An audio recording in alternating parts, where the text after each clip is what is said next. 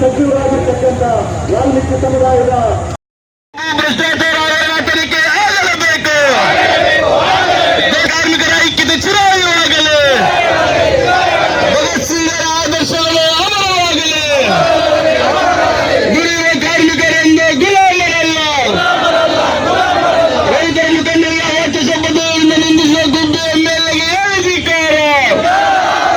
ಗುಬ್ಬಿ ಸುತ್ತಮುತ್ತ ಪೊಲೀಸ್ ಇಲಾಖೆ ಅವ್ರ ಮೇಲೆ ಉಗ್ರ ಕ್ರಮವನ್ನ ತೆಗೆದುಕೊಂಡು ಒಳಗಾಗಬೇಕು ಅಂತ ಹೇಳ್ಬಿಟ್ಟು ನಾನು ಈ ಸಭೆ ಮುಖಾಂತರ ಒತ್ತಾಯಿಸ್ತಾ ಇದ್ದೀನಿ. ಯಾಕಂದ್ರೆ ಇವತ್ತು ಇದೇ ಗುಬ್ಬಿ ಶಾಸಕರು ಆಡಿರ್ತಕ್ಕಂಥ ಮಾತಿದು. ಯಾಕಂದ್ರೆ ನಾನು ವಿಡಿಯೋದಲ್ಲಿ ನೋಡಿರ್ತಕ್ಕಂಥ ಒಂದು ವಿಚಾರ, ಹೋರಾಟಗಾರರನ್ನ ಒಗ್ಗೊಳಕ್ಕೆ ಹಾಕಿಸಿ FIR ಹಾಕಿ ಅಂತ ಹೇಳ್ಬಿಟ್ಟು ಏನ್ ಇವ್ರ ಅಪ್ಪನ ಮನೆ ಆಸ್ತಿನ ಸ್ವಾಮಿ, ಇದು ಕಾನೂನು ಈ ದೇಶದಲ್ಲಿ ಇರ್ತಕ್ಕಂಥದ್ದು.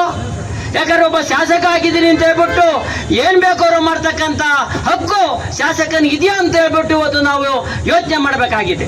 ಬೇಡಿಕೆಗಳು, ರೈತರ ಬೇಡಿಕೆಗಳಿರ್ಬೋದು, ಕಾರ್ಮಿಕರ ಬೇಡಿಕೆಗಳಿರ್ಬೋದು, ಬೇಡಿಕೆಗಳನ್ನ ಸಲ್ಲಿಸ್ತಕ್ಕಂಥದ್ದು, ಸಂಘ ಸಂಸ್ಥೆಗಳನ್ನ ಕಟ್ಕೊಳ್ತಕ್ಕಂಥದ್ದು ನಮ್ಮ ಸಂವಿಧಾನಬದ್ಧವಾದಂತ ಹಕ್ಕು. ಈ ಹಕ್ಕನ್ನ ಮೊಟಕುಗೊಳಿಸಲು ಹೊಟ್ಟಿರ್ತಕ್ಕಂಥ ಕ್ರಮ ಇದೆಯಲ್ಲ, ಇದು ಸರಿನಾ ಅಂತಕ್ಕಂಥದ್ದನ್ನ ತಾನು ಆತ್ಮಾವಲೋಕನ ಮಾಡ್ಕೊಳ್ಬೇಕು. ಸಂಘಟನೆ ಮುಖಾಂತರ ನಾವು ಮಾಡ್ತಾ ಇದ್ದೇವೆ. ಸಂಘಟನೆ ಮುಖಾಂತರ ಮಾಡಿದಾಗ ನಾವು ಎಲ್ಲಾ ಜನಗಳನ್ನು ಸಂಘಟಿಸ್ತಕ್ಕಂಥದ್ದು. ಯಾಕಂದ್ರೆ ಇವತ್ತು ಏನು ಸಮಸ್ಯೆ ಇದೆ ಗುಬ್ಬಿ ಒಳಗೆ ಅನ್ನೋದ್ರ ಬಗ್ಗೆ ತಾವು ಹೊರಡ್ತಾ ಇದ್ದಾರೆ. ಆದ್ರೆ ಶಾಸಕರೇ, ಇದ್ರ ಬಗ್ಗೆ ತಾವೇನ್ ಗಮನ ಹರಿಸಿದ್ದೀರಾ? ಅದರಲ್ಲೂ ತಹಸೀಲ್ದಾರ್ ಅವರು ಭಾರತೀಯವರು, ಭಾರತೀಯನೋ ಆರ್ತಿನೋ ಗೊತ್ತಿಲ್ಲ ನನಗೆ, ಆದ್ರೆ ಆರ್ತಿಯವರು ಯಾವ ರೀತಿಯಾಗಿ ಅಲ್ಲಿ ನಡ್ಕೊಳ್ತಾ ಇದ್ದಾರೆ ಅಂತ ಹೇಳ್ಬಿಟ್ಟು ಇವತ್ತು ನಮಗೆ ಗೊತ್ತಿದೆ. ಆರ್ತಿ ಅವ್ರನ್ನ ಈ ಕೂಡಲೇ ಸರ್ಕಾರ ವರ್ಗಾವಣೆ ಮಾಡಬೇಕು ಅಂತ ಹೇಳ್ಬಿಟ್ಟು ತಾವು AIKS ವತಿಯಿಂದ ಇವತ್ತು ನಾನು ಒತ್ತಾಯಿಸ್ತಾ ಇದ್ದೀನಿ. ತಮ್ಮ ಮುಂದಿನ ಎಲ್ಲ ಹೋರಾಟಗಳಿಗೂ ಸಹ AIKS ತಮ್ಮ ಜೊತೆಯಾಗಿದ್ಕೊಂಡು ಎಲ್ಲ ಕಾರ್ಮಿಕರ ರೈತರ ಹೋರಾಟಗಳಿಗೆ ಸಕ್ರಿಯವಾಗಿ ಭಾಗವಹಿಸ್ತೇವೆ ಅಂತ ಹೇಳ್ಬಿಟ್ಟು ಈ ಮೂಲಕ ಹೇಳಿ ನನಗೆ ಮಾತನಾಡೋ ಅವಕಾಶ ಕೊಟ್ಟಂತ ತಮಗೆಲ್ಲರಿಗೂ ವಂದಿಸಿ ನನ್ನ ಮಾತನ್ನ ಪೂರೈಸ್ತಾ ಇದ್ದೀನಿ. ಕಮ್ಯುನಿಸ್ಟ್ ಪಕ್ಷ ಮಾರ್ಕ್ಸ್ವಾದಿಯ ಪ್ರಕಾಶ್ ಅವರು ಬಂದಿದ್ದಾರೆ, ಅವ್ರಿಗೂ ಸ್ವಾಗತವನ್ನು ಬಯಸ್ತಾ ಈ ಒಂದು ಮನವಿಯನ್ನ ಸ್ವೀಕಾರ ಮಾಡೋದಕ್ಕೆ ಜಿಲ್ಲಾಧಿಕಾರಿಗಳ ಪರವಾಗಿ ಮೋಹನ್ ಸರ್ ಬಂದಿದ್ದಾರೆ, ಅವ್ರಿಗೂ ನಿಮ್ಮೆಲ್ಲರ ಪರವಾಗಿ ಸ್ವಾಗತವನ್ನು ಬಯಸ್ತಾ ಇದ್ವಿ. ಇವರಿಗೆ ಮಾನ್ಯ ಶ್ರೀ ಸಿದ್ದರಾಮಯ್ಯ ಅವರು ಮುಖ್ಯಮಂತ್ರಿಗಳು, ವಿಧಾನಸೌಧ, ಕರ್ನಾಟಕ ರಾಜ್ಯ ಸರ್ಕಾರ ಬೆಂಗಳೂರು ಮೂಲಕ ಜಿಲ್ಲಾಧಿಕಾರಿಗಳು ತುಮಕೂರು ಜಿಲ್ಲೆ. ಮಾನ್ಯರ ವಿಷಯ, ಹೋರಾಟ ನಿರತ ರೈತರನ್ನು ಅವಮಾನಿಸಿದ ಗುಬ್ಬಿ ಶಾಸಕ SR ಶ್ರೀನಿವಾಸ್ ವರ್ತನೆಯನ್ನು ಖಂಡಿಸಿ ಬಗೆಹರಿಕುಂ ಸಮಸ್ಯೆಗಳ ಇತ್ಯರ್ಥಕ್ಕೆ ಒತ್ತಾಯಿಸಿ ರೈತರ ಸಮಸ್ಯೆಗಳಿಗೆ ಸ್ಪಂದಿಸಿದ ತಹಸೀಲ್ದಾರ್ ವರ್ಗಾವಣೆಗೆ ಆಗ್ರಹಿಸಿ ಸಲ್ಲಿಸಿದ ಮನವಿ ಪತ್ರ.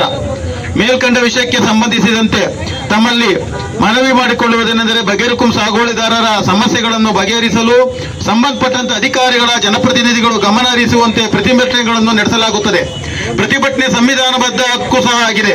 ಅದರ ಭಾಗವಾಗಿ ಬಗರ್ಕುಂ ಸಾಗುವಳಿ ಹಾಗೂ ಭೂವಿನ ರೈತರ ಸಮಸ್ಯೆಗಳನ್ನ ಪರಿಹಾರಕ್ಕೆ ಆಗ್ರಹಿಸಿ ಗುಬ್ಬಿ ತಾಲೂಕು ಕಚೇರಿ ಎದುರು ಪ್ರತಿಭಟನೆ ನಡೆಸಿದ ರೈತರನ್ನು ಹಾಗೂ ರೈತರ ಚಳುವಳಿಯನ್ನು ಅವಮಾನಿಸಿದ ಗುಬ್ಬಿ ತಾಲೂಕು ತಹಸೀಲ್ದಾರ್ ಕ್ಷಮೆ ಕೇಳುವಂತೆ ಒತ್ತಾಯಿಸಿ ದಿನಾಂಕ 25/3/2025 ತಹಸೀಲ್ದಾರ್ ಕಚೇರಿ ಎದುರು ಕರ್ನಾಟಕ ಪ್ರಾಂತ ರೈತ ಸಂಘ ಮತ್ತು ಬಗರ್ಕುಂ ಸಾಗುವಳಿದಾರ ರೈತ ಹೋರಾಟ ಸಮಿತಿಯಿಂದ ಪ್ರತಿಭಟನೆ ನಡೆಸಿ ಮನವಿ ನೀಡಿ ವಾಪಸ್ ಆಗುವ ಸಂದರ್ಭದಲ್ಲಿ ಗುಬ್ಬಿ ಶಾಸಕರಾದ SR ಶ್ರೀನಿವಾಸ್ ಮಧ್ಯಪ್ರವೇಶ ಮಾಡಿದ್ದಲ್ಲದೆ ತಹಸೀಲ್ದಾರ್ಗೆ ತಿಳಿ ಹೇಳುವ ಬದಲು ರೈತ ಚಳವಳಿಯನ್ನು ಸರ್ವಾಧಿಕಾರಿ ಗೂಂಡಾ ವರ್ತನೆಯಿಂದ ಅವಮಾನಿಸಿರುವುದನ್ನು CPM CITU ಕರ್ನಾಟಕ ಪ್ರಾಂತ ರೈತ ಸಂಘಗಳು ತುಮಕೂರು ಜಿಲ್ಲಾ ಸಮಿತಿಯು ತೀವ್ರವಾಗಿ ಖಂಡಿಸಿದೆ.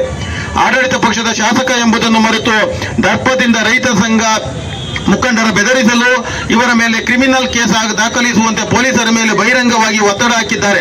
ಬಗರ್ಕುಂ ಸಾಗುವಳಿ ಮತ್ತು ಭೂಹೀನ ರೈತರು ಸಂಘಟಿತವಾಗಿ ಪ್ರಜಾಪ್ರಭುತ್ವ ರೀತಿಯಲ್ಲಿ ತಮ್ಮ ಬೇಡಿಕೆಗಳ ಈಡೇರಿಕೆಗಾಗಿ ತಹಸೀಲ್ದಾರ್ ಮೂಲಕ ಮುಖ್ಯಮಂತ್ರಿಗಳಿಗೆ ಅರ್ಜಿ ಸಲ್ಲಿಸುವುದು ಮಹಾ ಅಪರಾಧವೆಂದು ಬಿಂಬಿಸಲು ತಹಸೀಲ್ದಾರ್ ಅವರ ಜೊತೆ ಶಾಮೀಲು ಆಗಿರುವುದು ಕ್ಷೇತ್ರದ ಜನತೆಗೆ ಮಾಡಿರುವ ದ್ರೋಹವಾಗಿದೆ.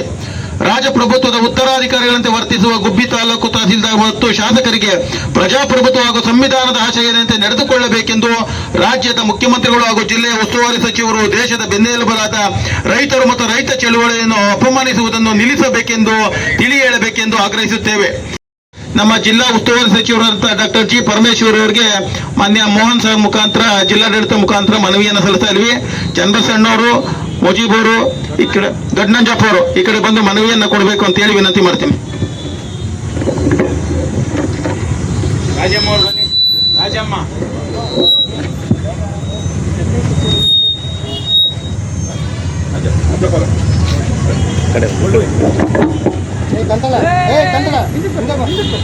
ಹಿಂದೆಯಿಂದ ತಗೊಂಡ್ರ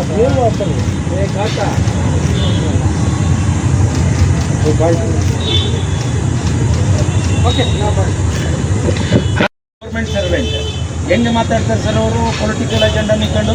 ಬಂದಿರತಕ್ಕಂಥ ಎಲ್ಲ ರೈತ ಬಾಂಧವರೇ ಹಾಗೂ ಹಿರಿಯರೇ, ತಾವು ಏನು ಈ ಮನವಿಯನ್ನು ಕೊಟ್ಟಿದ್ದೀರಿ, ಕೂಡಲೇ ಮಾನ್ಯ ಜಿಲ್ಲಾಧಿಕಾರಿಗಳ ಮುಖಾಂತರ ಸರ್ಕಾರದ ಗಮನಕ್ಕೆ ಹಿಂದೆ ಕಳಿಸುವ ವ್ಯವಸ್ಥೆ ಮಾಡ್ತಾರೆ. ಧನ್ಯವಾದಗಳು. ಸರಿ, ತಹಸೀಲ್ದಾರ್ ಭೂಮಿ ಸ್ಯಾಂಕ್ಷನ್ ಮಾಡ್ತಾರೆ ತಹಸೀಲ್ದಾರರು. ಇಲ್ಲಿ ರೈತರು ಕೇಸ್ ಹಾಕಿಸ್ಕೊಂಡು ಜೈಲಿಗೆ ಹೋಗಿ ಬಂದು ಎಲ್ಲ ಮಾಡ್ಕೊಂಡಿದ್ರೆ, ಜೈಲಿಗೆ ಹೋಗಿ ಬರೋದಕ್ಕೆ ಫೀಸ್ ಕಲೆಕ್ಟ್ ಮಾಡಿದ್ರೆ ಅರ್ಜಿಗೆ ಅಂತೇಳಿ ಬೀಳ್ತಾರೆ. ಏನಿದು ಪೊಲಿಟಿಕಲ್ ಅಜೆಂಡಾ ಏನಿರ್ತದೆ? ಗೌರ್ಮೆಂಟ್ ಪಬ್ಲಿಕ್ ಸರ್ವೆಂಟ್ ಆಗಿ ಮಾತಾಡಬೇಕು. ಯಾರ್ಯಾರ್ದೋ ಚಿಂತಾಮಣಿಗೆ ಬಿಟ್ಬಿಟ್ಟು ಏನೇನೋ ಮಾತಾಡಿದ್ರೆ ಹೆಂಗೆ ಸರ್? ಸಸ್ಪೆಂಡ್ ಮಾಡ್ಬೇಕು ಸರ್ ತಹಸೀಲ್ದಾರ್ನ. ಅಲ್ಲ, ಈಗ ನಾವು ಸುಮ್ಮನೆ ಯುಗಾದಿ ಅಂತ ಹೇಳಿ ಬಂದಿದ್ದೀವಿ, ಇದನ್ನ ನಾವು ಸುಮ್ಮನೆ ಬಿಡೋದು. ತಲೆ ಓಡಾಕೊಂಡು ಹೆಂಗಸರು ಮಕ್ಕಳನ್ನೆಲ್ಲ ಗುಂಡಾಗಳನ್ನ ಕರ್ಕೊಂಡು ಬಂದು ಪೊಲೀಸರು ಅಂತ ಹೇಳಿ ಫಾರೆಸ್ಟ್ನವರು ಬೇರೆಯವ್ರ ಕೈಲಿ ಹೊಡ್ಸಿದ್ದಾರೆ. ಕೇಸ್ಗಳು ಅಷ್ಟೊಂದಿವೆ, ವಿಚಾರ ಏನ್ ಗೊತ್ತಿದೆ. ಯಾರೋ ಹೇಳ್ಕೊಟ್ರು ಅಂತ ಹೇಳಿ ಚಿಂತಾಮಣಿಗೆ ಒಳಗಾಗ್ಬಿಟ್ಟು ಏನೇನೋ ಮಾತಾಡ್ಬಿಟ್ರೆ ಹೆಂಗ? ಸೀರಿಯಸ್ ಆಗಿ ಮನವಿನ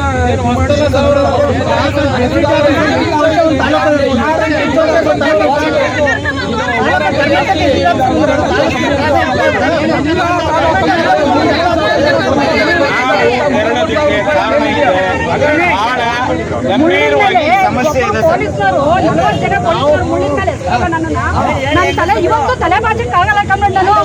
ಇವತ್ತು ಈವನ್ ಟುಡೇ ತಲೆ ಬಾಚಕ್ಕಾಗಲ್ಲ ನಾನು. ಹಿಂಗೆ ಬರ್ತೀನಿ, ಎಲ್ಲೇ ಹೋದ್ರೆ ಹಿಂಗೆ ಬರ್ತೀನಿ ನಾನು. ಗಂಗಯ್ಯನ ಪಾಳ್ಯ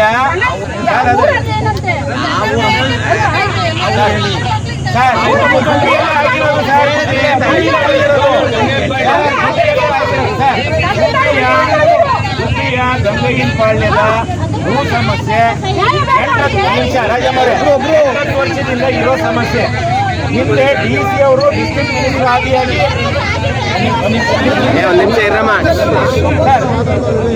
ಡಿಸ್ಟ್ರಿಕ್ಟ್ ಮಿನಿಸ್ಟರ್ ಆದಿಯಾಗಿ ಮೀಟಿಂಗ್ಗಳು ನಡೆದಿದ್ದಾವೆ. ಸರ್ಕಾರದ ಮಟ್ಟದಲ್ಲಿ ತೀರ್ಮಾನ ಆಗಬೇಕು. ಡೆಮಾಕ್ರೆಟಿಕಲ್ಲಿ ಕಾನ್ಸ್ಟಿಟ್ಯೂಷನಲ್ಲಿ ರೈತರಿಗೆ ಹಕ್ಕಿದೆ, ಅರ್ಜಿ ಕೊಡ್ತಾರೆ, ಅರ್ಜಿ ಈಸ್ಕೋಬೇಕು. ಅರ್ಜಿ ಈಸ್ಕೊಂಡು ಕಾನೂನು ರೀತಿಯಲ್ಲಿ ಅದಕ್ಕೆ ಆಗಲ್ಲ ಅಂತಂದ್ರೆ ಅವ್ರು ಬರೆಯಕ್ಕೆ ಅವಕಾಶ ಇದೆ. ಅದನ್ನ ಬಿಟ್ಬಿಟ್ಟು ಪೊಲಿಟಿಕಲ್ ಅಜೆಂಡಾನ ಅಲ್ಲಿ ಪಬ್ಲಿಕ್ ಅಲ್ಲಿ ಮಾತಾಡಿ ಪ್ರವೋಕ್ ಮಾಡಿಸಿ ಅರ್ಜಿನ ರಿಜೆಕ್ಟ್ ಮಾಡ್ಬೋದು.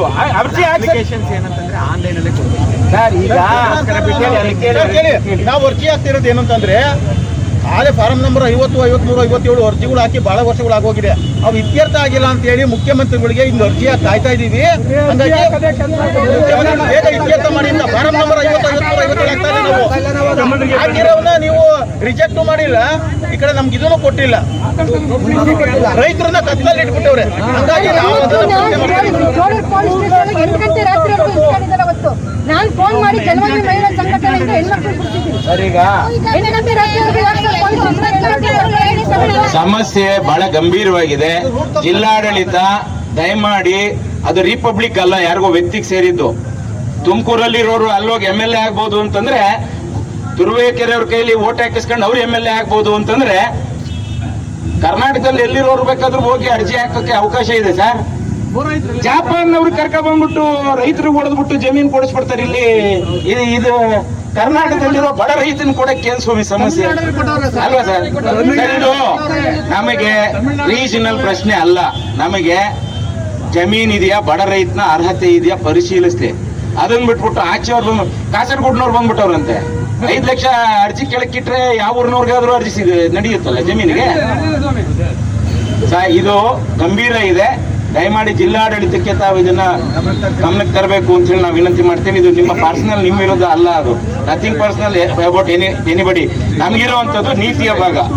ಒಂದು ಜಿಲ್ಲಾಧಿಕಾರಿಗಳ ಅಧ್ಯಕ್ಷತೆಯಲ್ಲಿ ತಾವು ಸಭೆಯನ್ನು ಫಿಕ್ಸ್ ಮಾಡಿಸ್ಬೇಕು. ಈ ರೀತಿಯ ವರ್ತನೆಗಳು ನಿಲ್ಲಬೇಕು.